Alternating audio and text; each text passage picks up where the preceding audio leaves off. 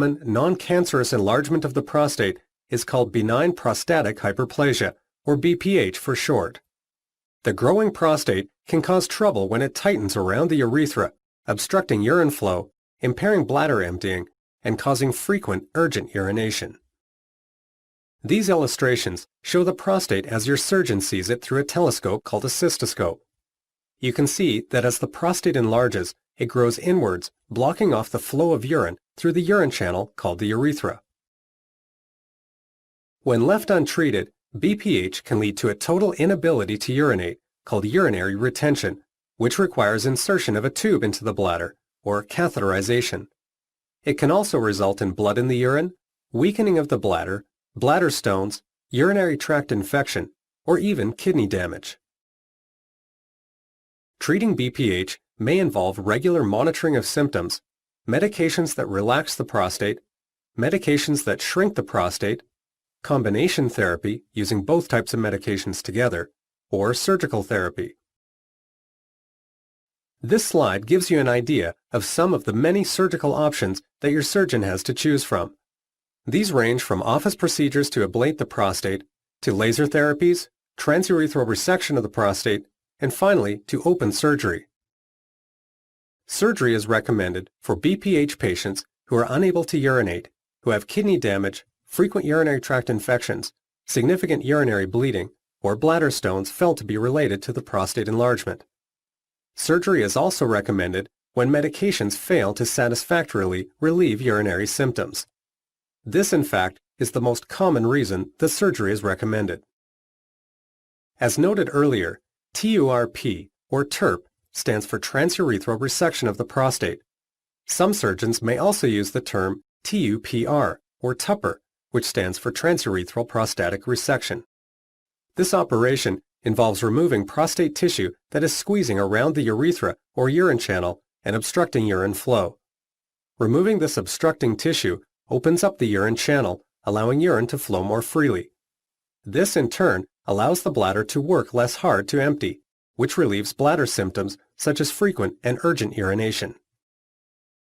This slide shows the prostate gland and the urethra, before and after surgery. Urine flows easier once the obstructing prostate tissue has been removed. Prior to undergoing TURP, you will undergo a medical interview or history, as well as a physical exam. You may have blood and urine tests performed, along with other tests as needed, such as electrocardiogram, which is a heart test. Your doctors will review your list of medications and advise you on what medications to continue taking and which ones, if any, need to be stopped. It is important to pay careful attention to these instructions, particularly with blood thinners, heart medications, and diabetes medication. Blood thinners, for example, usually need to be stopped well in advance of surgery. Ask your doctor if you have any questions or concerns about this. Like most surgeries, preparing for TURP simply involves eating a light meal the night before, then not eating or drinking after midnight. Try to get a good night's sleep and relax as best as possible leading up to surgery. On the day of surgery, you will be checked into the hospital and asked to change into a hospital gown. Your doctor and the anesthesiologist will meet with you. Then you will be escorted to the operating room by a nurse. In the operating room, or perhaps just prior to going there, an intravenous line or IV will be started. Through this you will receive fluids and medications. You will be given an anesthetic, which is a medication that blocks sensation of pain. If you are given a general anesthetic, you will be asleep for the surgery. If you are given a spinal anesthetic, which involves passing a needle into your back, you will remain awake, but the lower half of your body will be numbed. Spinal anesthesia is preferred for most patients undergoing TURP. The surgeon will insert a small instrument called a resectoscope up through the urethra and towards the prostate. The resectoscope is used to remove the obstructing prostate tissue. These images show how the resectoscope device is used to clear away the obstructing prostate tissue. At the end of the procedure, the surgeon will insert a small tube called a catheter up through the penis and into the bladder. The catheter is connected to a drainage tube, which is connected to a drainage bag. The catheter is also usually connected to an irrigation tube, which allows water to irrigate through the bladder and clear any blood away. The entire TURP procedure usually takes about 20 minutes to an hour. After this, the prostate tissue that is removed will then be sent to the lab for close examination. Your doctor will review the results of this examination with you at your follow-up visit. After surgery, you will probably stay in the hospital overnight or for 1 to 2 days. In some centers and in certain circumstances, you may be sent home on the day of surgery. You should feel little pain, although some patients do experience painful bladder spasms which can be controlled with bladder relaxing medications. You will likely notice some blood in the urine, which is normal. It is important to understand that just a little bit of blood in the urine can look quite striking, but it does not necessarily mean that there is significant bleeding occurring. Bladder irrigation is continued until the drainage is felt to be clear enough to stop. The catheter is then left to straight drainage for a period of time, and if the urine remains clear, the catheter is removed entirely. This usually happens the day after surgery, but maybe a day or more later in some situations. Occasionally, some patients are sent home with their catheter in place. If this is the case, your doctor or nurse will teach you how to care for the catheter yourself.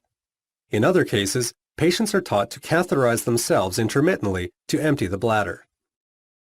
Recovery from TURP takes about 2 to 6 weeks. You should notice an immediate improvement in urine flow. Urination may be frequent and mildly uncomfortable during the recovery period, but frequency and pain will gradually diminish over the first few days to weeks. It is also not unusual to see a small amount of blood in the urine. Remember, it can look worse than it really is, but bleeding should not be continuous. You may have some blood in the urine for up to several weeks. It is important to keep your fluid intake up once you get home to be sure that any blood clears from the bladder. A common instruction is to aim for 8 ounces of water every 2 hours. You should most likely resume your usual medications once you are home, but check with your doctor for individual instructions. Remember that aspirin-containing products and some supplements can increase bleeding after surgery. You may receive 1 or more prescriptions at the hospital, and if you do, be sure to take these as instructed. It is important not to strain for bowel movements after a TURP to avoid causing bleeding. Therefore, you should take efforts to keep the stools loose, and you may need to take a stool softener, such as docusate sodium or Colace. Ask your doctor or pharmacist if you need guidance on how to keep your stools loose. You may bathe or shower as usual once you are home after a TURP. General recommendations are that you should avoid vigorous exercise and lifting anything more than 20 pounds for 4 to 6 weeks. Consult your doctor for specific instructions, and if you have any questions or concerns following surgery. Sexual activity may be resumed after 3 to 6 weeks, or as per your doctor's instructions. Problems with erections are uncommon after a TURP. If you are able to maintain an erection before surgery, you should be able to do so after surgery. Most sexual pleasure is expected to be recovered a few weeks after surgery, and men typically find little or no difference in the sensation of orgasm. About 2 out of every 3 men, however, will experience some change in ejaculation after TURP. Most commonly, men will experience what is called retrograde ejaculation. This means that during orgasm or climax, the semen or sperm fluid goes backwards into the bladder instead of shooting out forwards. Although it may be alarming at first, this should not be a cause for worry unless you are trying to have children. It will not affect your sexual function in any other way. Some men find that ejaculation feels a bit different, but it is certainly not painful. After surgery, up to 10% of men cannot completely empty their bladder. This could be due to weak bladder muscles, a blood clot, obstruction, or the surgery not removing enough prostate tissue. Catheter use and irrigation or flushing of the bladder might help if there is blood. Occasionally, your doctor may need to re-examine you and perhaps remove more obstructing prostate tissue if necessary. Nearly 90% of men note significant improvement of urinary symptoms after TURP, making it the true gold standard treatment for BPH. Studies have shown that no medical therapy or alternative procedure for BPH has achieved as high a success rate as TURP.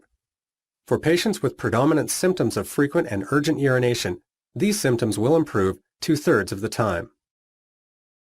This slide lists the most common possible complications of the TURP procedure. It is possible that some of these numbers may have improved in recent years, owing to improvements in technology. Your doctor may also share with you his or her own experience with the TURP procedure.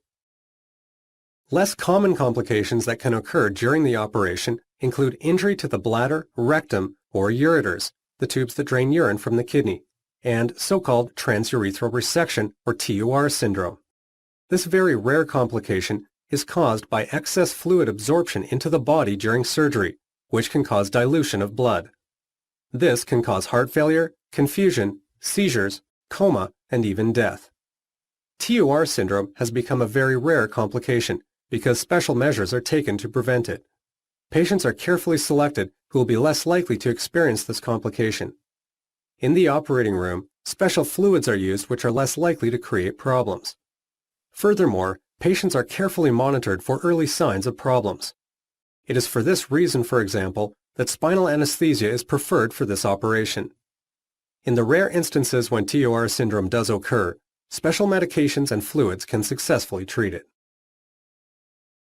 The most important risk factor that might increase the risk of complications during or following TURP is prior radiation therapy, for example, for prostate cancer. Some other factors that may increase the risk of having complications include obesity, smoking, poor diet, alcoholism, diabetes, heart problems, and certain drugs and supplements. It is very important that you inform your doctor of any medication you take and any health conditions you might have. To summarize, TURP is a surgical procedure used to remove obstructing prostate tissue, allowing urine to flow better and relieving bothersome urinary symptoms. It is one of the most frequently performed urological operations due to its high effectiveness and low complication rate. It remains the gold standard against which other treatments for an enlarged prostate are measured. This slide lists some of the many resources available where you can find more information about prostate problems and BPH. These current references were used to assist in the preparation of this module. All of these are available through your local medical library or the internet if you are interested in more detailed reading on this subject.